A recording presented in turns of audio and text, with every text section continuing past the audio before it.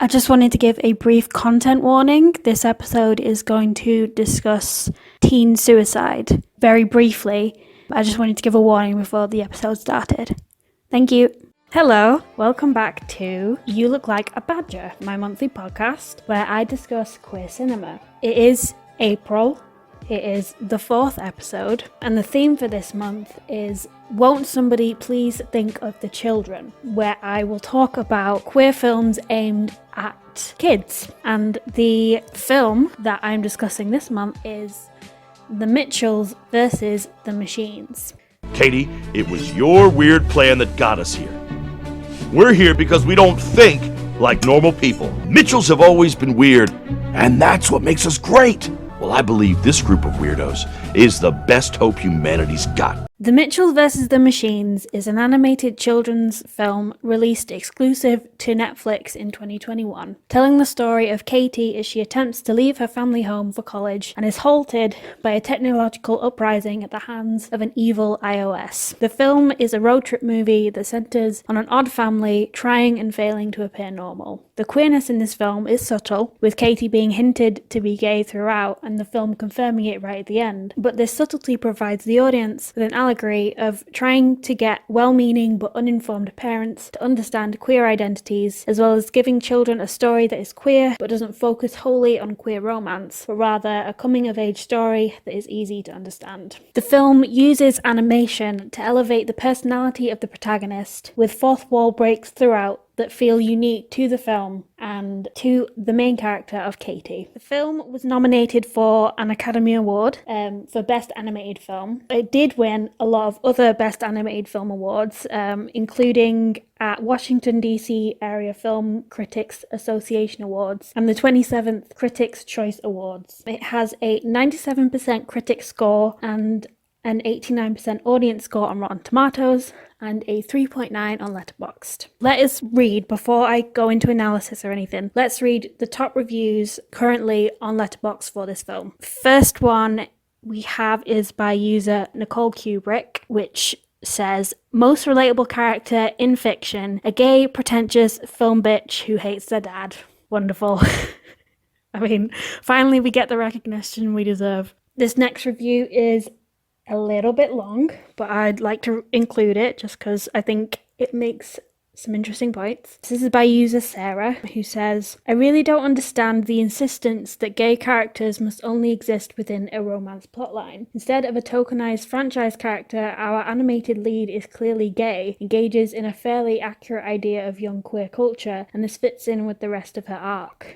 But that isn't enough for some people who think it wasn't clear. If it isn't clear to you, and you don't like anything beyond a kiss in a film targeted for older audiences, genuinely, what is the wish for representation politics? An idea I think diminishes actual gay stories and focuses on tokenization. Stop latching onto representation politics. Please don't put words in my mouth. I do think it's a very interesting point. There's a lot of discussion about what counts as good representation. I'm kind of the opinion that if a story is good, then I don't really care if romance is involved at all. The character is gay. We know that, so if you wanted romance, this really wasn't the film to go to. Now, this would normally be the part in the episode where I would give my spoiler warning and do my analysis. However, this is going to be slightly different from other episodes because I think I have to set up a lot of historical context for how we got to the point of having a queer protagonist in a children's film, because it is very complicated. And I just think it would be easier to understand how this story came to be if I set up why it's so contentious to have LGBT representation in children's media. Rather than going back and forth on the research that I've done, I'm going to just leave all the sources that I used in the show notes, just so it's easier for me. So I am going to kind of front load a lot of information. I'm going to do it as succinctly as I can. But before I start, I want to shout out 2 videos that I watched whilst researching. So one was by Rowan Ellis, who I've been following for a while. She does very good LGBT video essays that revolve around history and media. And another one was about this specific topic, LGBT representation in children's media, by the YouTube creator Night Owls. So I've linked them both in the show notes, and I'd recommend checking those out. But not before you finish this podcast. Finish this first and then go watch them. In 1977, Anita Bryant, who, if you know anything about queer history, is kind of a villain, in the US, was the spokesperson for the Save Our Children from Homosexuality campaign. And their main goal was to overturn legislation that prevented discrimination based on sexuality, with the claim that gay people were trying to recruit children into homosexuality, and that any kind of acknowledgement of gay lifestyles would encourage sexual deviation in children. In the UK, we had what was called Section 28. So under Thatcher's government, it was legislation that banned the promotion of homosexuality in schools.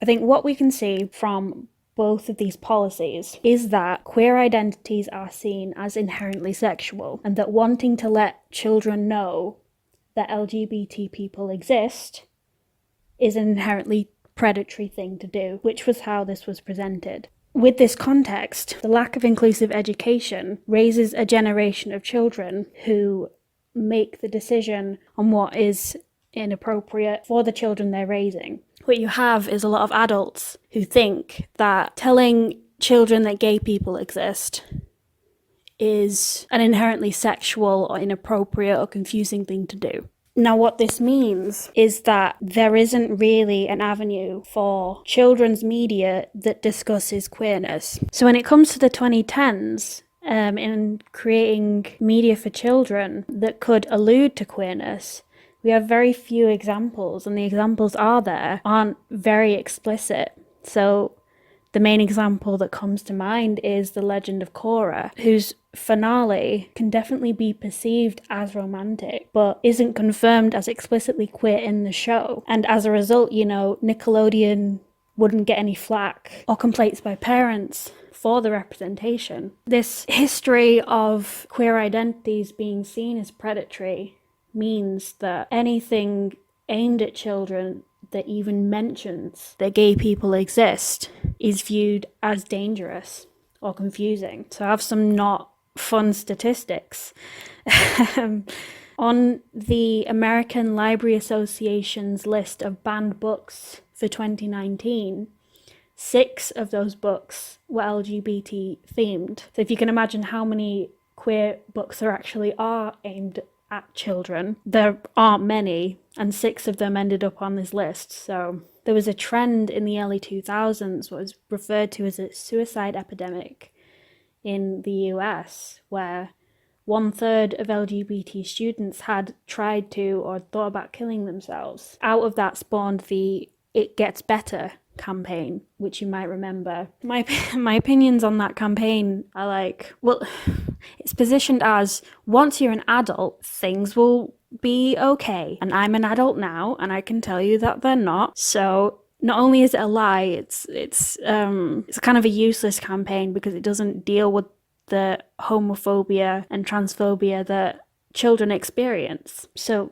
recent statistics from the Trevor Project, these are from 2021, saw that 42% of LGBTQ youth seriously considered attempting suicide in the past year, including more than half of transgender and non-binary youth.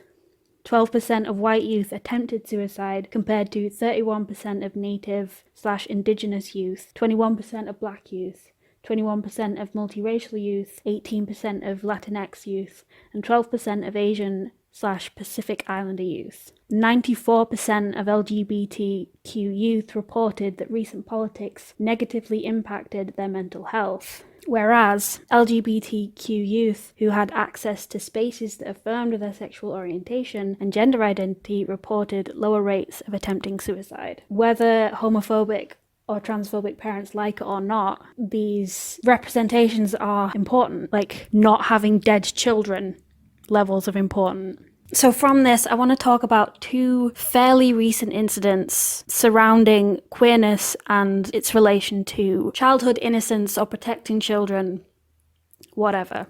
So in the UK, which is where I'm from, in January 2019 in Birmingham, there were protests outside of Parkfield Primary School where some parents were outraged that the school was teaching LGBT plus inclusive lessons. The protesters had claimed children were being sexualized and that the school's teaching about these identities conflicted with their religion, and many of whom were Muslim. The parents claimed in their statement that the program to teach children about LGBT plus issues falsely claims to rely on legislation, e.g. the Equality Act 2010, to justify the promotion of homosexuality. Children are expected to affirm verbally and in writing that being gay is okay. So you just put a pin in that, and we jump to 2022. In the US, you may have read about it, the Don't Say Gay bill, which, if signed into law, the bill allows homophobic or transphobic parents to sue school districts if gender identity or sexual orientation is brought up in any way in classrooms. And a lot of the controversy around this bill was in that Disney seemed to support it,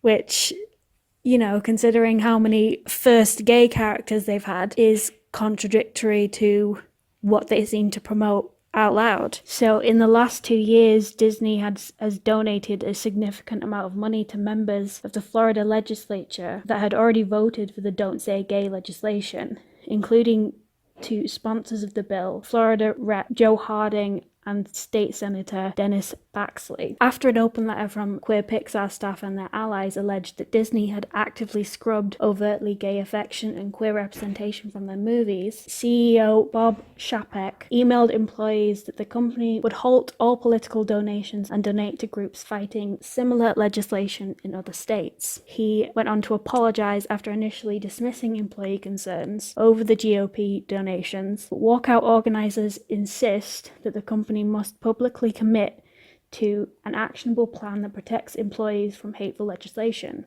With these two very modern examples, we see today still the effects of even mentioning queerness to children as inflammatory or dangerous in some way. When asked about making the protagonist gay in the film, the filmmakers said that they noticed that all the people that Katie was based on were queer, to the point that people on the movie started asking, is Katie gay? We get this quote from Mike Rianda, who said, Sony really pulled through and didn't chicken out, because the truth is you can't do this at every studio. With all that context, knowing that it's considered bad to even bring up LGBT people around children, I think I should start talking about the actual film. Before I go on, I'm going to give a spoiler warning. So if you haven't seen the film, this podcast episode would ruin that experience. Then go watch it and then come back.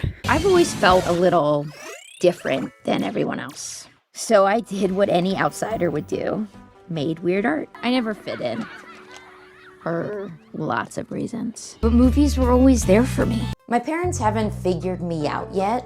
To be fair, it took me a while to figure myself out.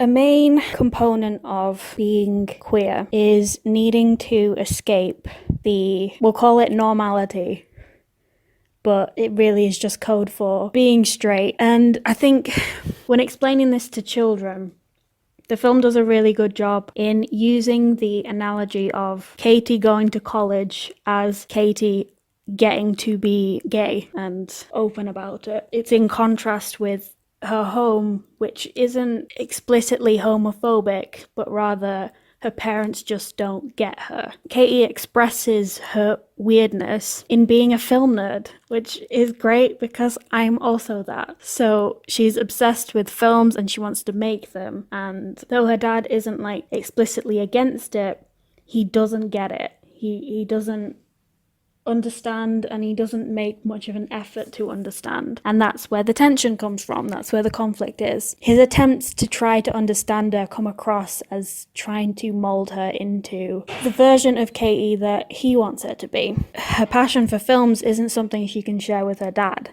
And this lack of mutual understanding causes a rift. It's the main conflict of the film. And I think what's really cute is that before Katie goes to university, she's able to use the internet as a way to connect with other students, people like her, who are probably also gay, let's face it, but the people that get her, and they can be an escape for her. I think possibly in other hands, this could have been a found family film. If maybe her parents were more explicitly homophobic, then it could have been a cool adventure where college friends get to be gay and bond over film stuff.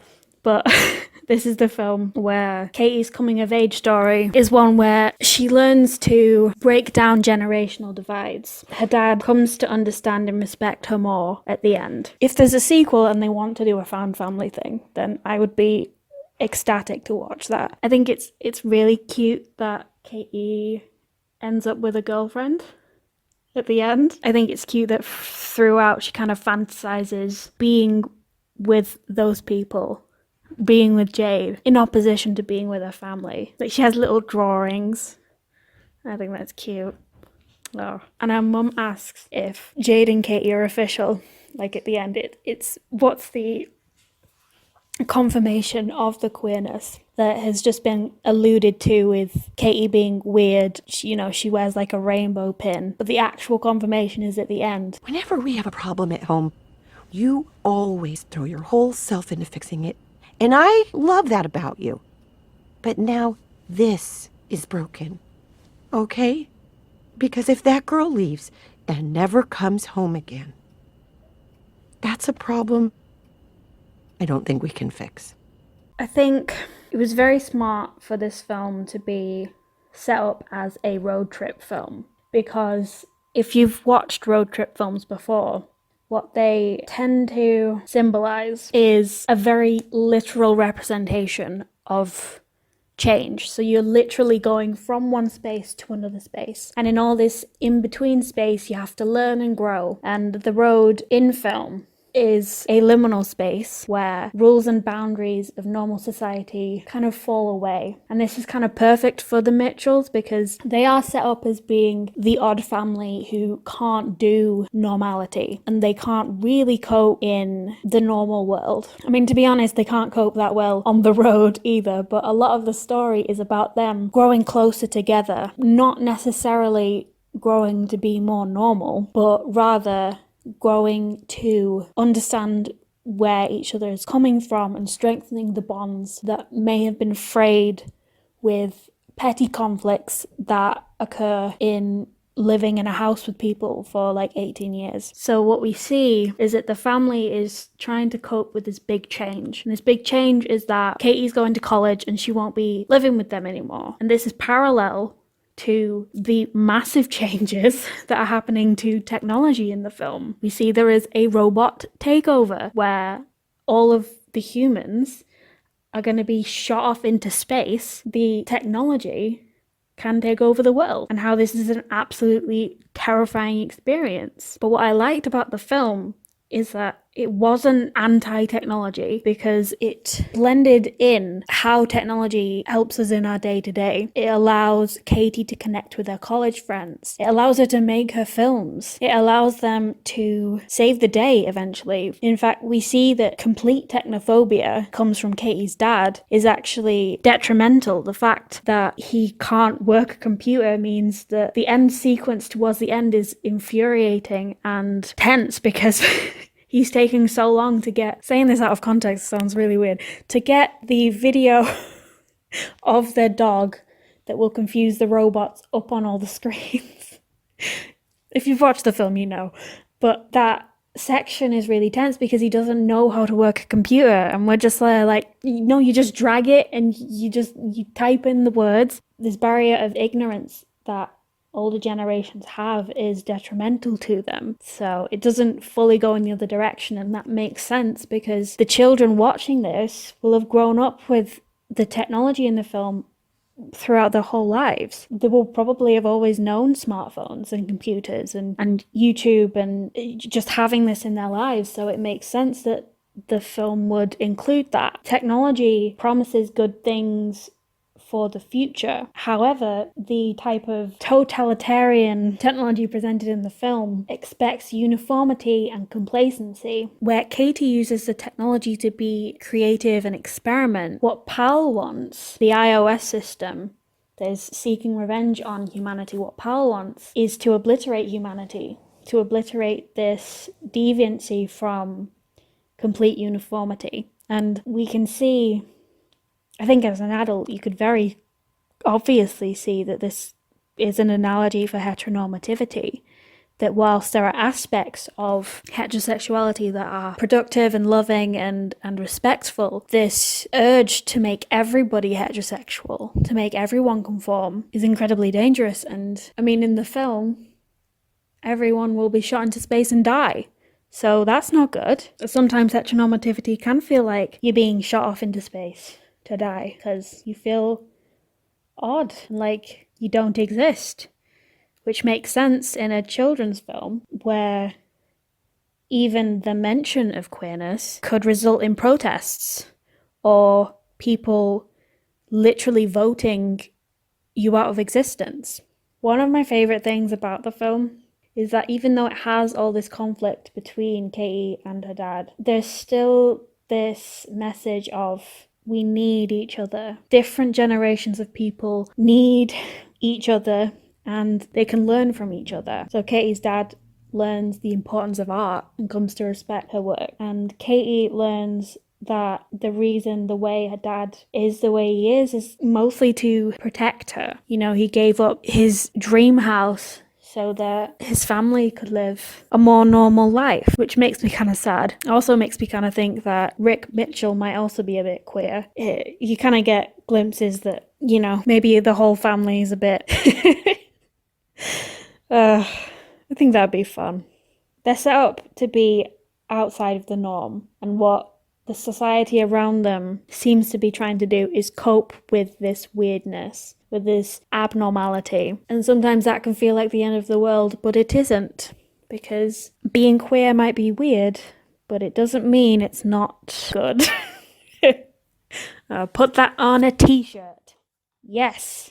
Does this film look like a badger? I really like this film. I do. I love a good road trip film. I love evil robots. I love weird families who have to come together. And I love gay film nerds. So there's a lot to like about this film. I wasn't sure that I would like it the first time I watched it, but I really did. Now, I think a good barrier that would probably keep people from liking it is the cringy humor at times. See, it makes sense for it to make a lot of internet references, but I could feel a jaded person who spends a lot of time in the internet kind of rolling their eyes at some of what are definitely dated references by now. But at the same time, you're appealing to kids who know this stuff.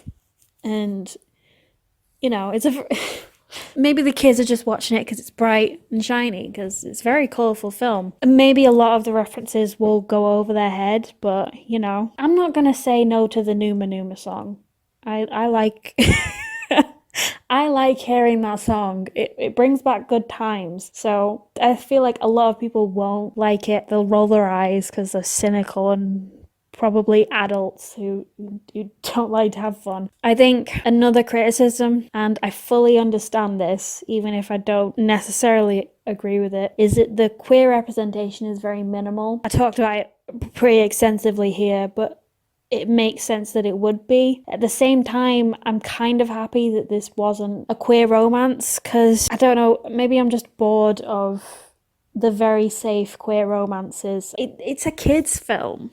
You know, it's a kid's film. It doesn't necessarily have to have a romance. You know, Disney moved away from romance ages ago. I mean, not like not like they're the beacons of what's good and correct, but I just think maybe we're just kind of tired of romance in general. I'm quite happy for this to be like a sci-fi comedy that's also a road trip film, that's also a coming-of-age film. And it's not even like the romance is cut out, it's still there. I could understand if you didn't like the fact that there wasn't an on-screen kiss. But yeah, it's not a problem for me. My recommendations are two very different things. So first, I discussed the incident in Birmingham in 2019. And there was a documentary I watched, I think it was last year, called Pride and Protest. It's a documentary about LGBT movements in the UK, and it covers the Birmingham protests in quite significant detail from the perspective of queer Muslim people. I'd really recommend watching it if you are interested in the modern state of homophobia in the UK. It's very exhausting. My second recommendation, it relates more to the film I just discussed. It's a TV show and it's for kids. It's Steven Universe. This is one of my favourite TV shows of all time. It is a show with multiple queer characters, which is good. That's always fun to see. And there's kissing. For those who complained about the Mitchells versus the Machines, this show has queer characters who kiss. The show is about a boy who lives with aliens on planet Earth and they fight for justice across the universe. It's very fun and it made me cry and I love it a lot. I mean, at this point you've probably heard of / watched Steven Universe. Thank you very much for listening. I should be back in May with my theme, Be Gay, Do Crimes. Yes, I win. It's where I'm going to discuss crime-based queer films. I have to tell you, I sincerely love coming up with the titles of these sections. So that's...